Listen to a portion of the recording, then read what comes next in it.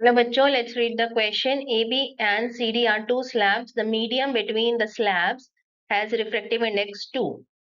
Find the minimum angle of incidence at Q so that the ray is totally reflected by both the slabs.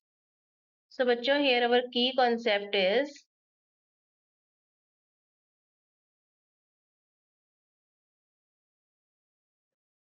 that for total internal reflection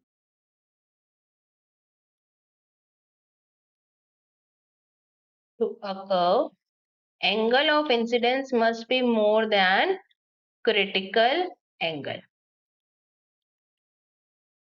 And critical angle is equal to 1 by sine mu. Now, in question आपके पास 3 mediums given है. सबसे पहला है slab AB जिसका refractive index है √2. Let's say this is μ1. उसके बाद आपका मीडियम है of refractive index μ2 which is equal to 2. And after that आपके पास एक और स्लैब है CD जिसका रिफ्रैक्टिव इंडेक्स है μ3 दैट इज इक्वल टू √3. अब आपका लाइट इस तरह से इंसिडेंट है एट पॉइंट Q एंड इस तरह से टोटली इंटरनली रिफ्लेक्ट हो रहा है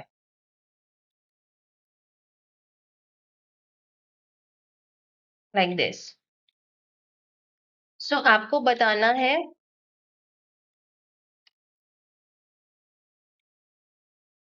minimum angle of incidence at point Q. So अगर हम बात करें at AB, at slab AB, तो जो आपका साइन IC होगा that would be equal to, because sin I upon sin R is equal to mu होता है.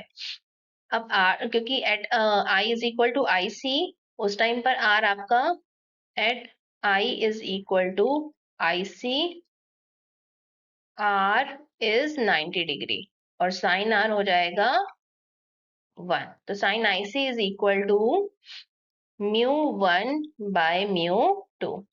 μ1 is √2 and μ2 is 2.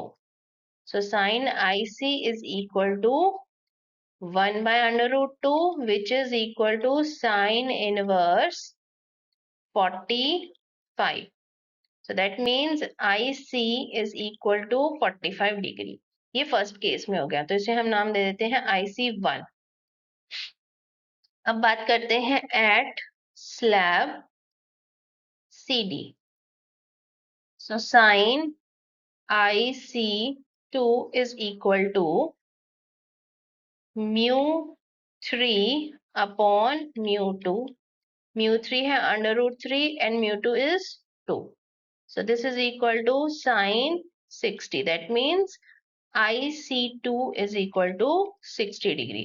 अब इन दोनों में से क्या वैल्यू किसकी ज्यादा है 60 की. So that means कि at least मिनिमम एंगल जो है 60 तो होना ही चाहिए angle of incidence. So we can say that